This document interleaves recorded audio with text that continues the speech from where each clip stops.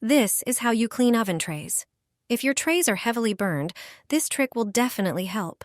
For a quick and easy clean, grab some aluminum foil, tear off a piece and crumple it into a ball. Next, take a lemon and squeeze the juice directly onto the tray. Lemon juice has a whitening effect and helps dissolve grease. Then, sprinkle baking soda over the surface. Baking soda effectively removes stains due to its abrasive properties. You'll notice the mixture start to foam.